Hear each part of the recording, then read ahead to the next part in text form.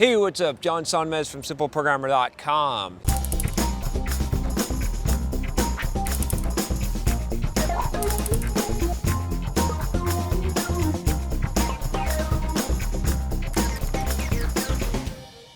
So I got a question about for freelancers, or if you're doing any kind of client work, about should you have a written contract for clients, or do I need a written contract for clients? And this question, I don't have a name here, but he says, "Hey John, I'm thinking to start a web developing business, but I run into a few problems. After searching online for answers, I found out about your channel. I was watching your commentaries and learned a good amount of information about web developing business and stuff like that, but some of my answers are still unanswered. So I was curious if you can make a video about my questions. The first is about customers. What are ways to find new customers? And another question is, do I need somewhat of a written contract for my customers? If yes, then what should the contract say and how should it look? Thank you so much for reading my email. Love your videos." So we're going to talk mostly about the contracts, but I can quickly address the issue for finding customers. So for that, if you haven't checked it already, I have a course on this called How to Market Yourself as a Software Developer, and that is the best way to find customers as a freelancer. To be honest, is not necessarily the course itself, but the material in it is building a brand, building a reputation online, building a blog, getting out there, getting customers to come to you. If you pick a niche, if you pick a topic, and you build a blog around it, and you build a reputation, and you go to conferences and speak, or you write books, people are going to come to you, and you're going to be able to bill a lot more per hour than you would if you're going out and going after clients, and it's going to take you a lot of time and effort. So honestly, I don't give people advice on how to go out and find clients. I give them advice on how to get clients to come to them. That's inbound marketing. Again, the course is How to Market Yourself as a Software Developer. You can check it out there. Now, let's talk about, do you need a contract? So, starting out in business, you want to try to start as light as possible. Now, it doesn't mean that you don't necessarily have a contract, but what you don't want to do is go and immediately get a trademark and create your corporate entity and create a tax sheltering plan and patent all your ideas and all this stuff. That's going to be ridiculous. Like, get a bookkeeper, an accountant, forget all that. See if you can make some money first, right? Most people, what they do is they never actually make it past step one.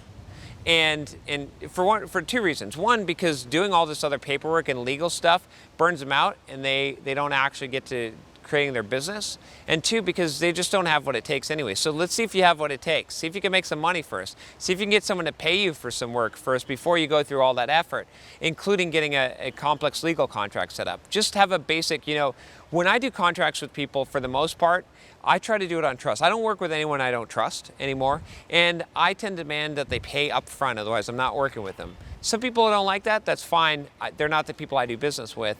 If people come to you, they're going to be more favorable to that idea. So that's one thing, especially if you think that they might not pay you. And if you're paid up front, the contract doesn't matter that much, right? Because if you're already paid, then you just have to do the work, right? Whereas if you do the work and then you're trying to get someone to pay afterwards, it's so hard. And I did a video on this on how to get people to pay when what happens when your client doesn't pay you or customer doesn't pay you. It's a pain. It's definitely a pain. There's no easy way to deal with that. So that's one thing. If you're going to put together a contract, like I said, just put together something light. You could go on like LegalZoom.com and get a basic contract for cheap. You could talk to a lawyer and just say, could you write up a very basic statement of work type of generic contract where I can fill in the blanks and pay for that. I don't know, it might cost you a few $100 to do that. It might be worth it. Or you could just look one up and write one yourself if you're, The thing is, like, I always recommend too that you give a money back guarantee on whatever you do. And this is going to, because a contract isn't going to protect you, and you shouldn't get into these relationships or these situations where you're going to need the contract. I know, again, this isn't legal advice. I'm not a lawyer, so I'm not giving you legal advice. I'm just giving you my opinion here. And my opinion is that, at the point where you have to go to litigation over a contract, over some work you're doing, you're in trouble. You messed up well beyond that. You picked the wrong client. Like, spend more of your time focused on picking the right client.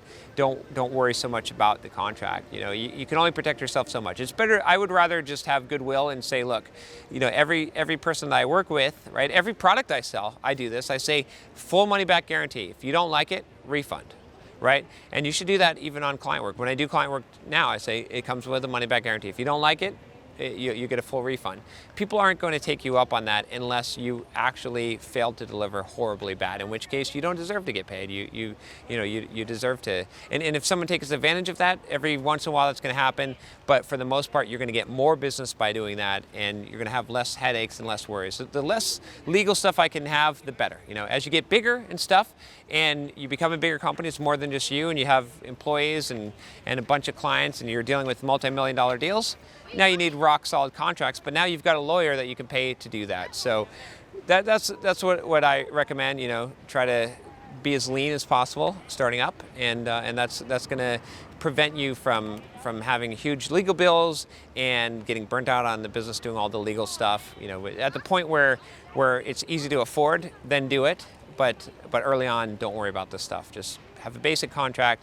A handshake is good enough, honestly, and offer a money-back guarantee, and that's going to be the best thing that you can do. And especially if they're inbound clients, like I said, if you get my course on how to market yourself and you learn how to attract customers, they're going to love you to start with. You're not going to have to negotiate with them and try and have to have contracts that have weasel clauses and all this stuff in there. So anyway, if you like this video, I have a request for you.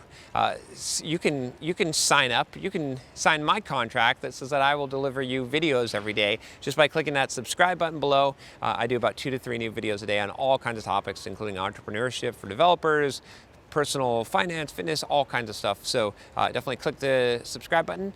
And if you like the video and you're already a subscriber, a thumbs up is always appreciated, or a share. So I'll talk to you next time. Take care.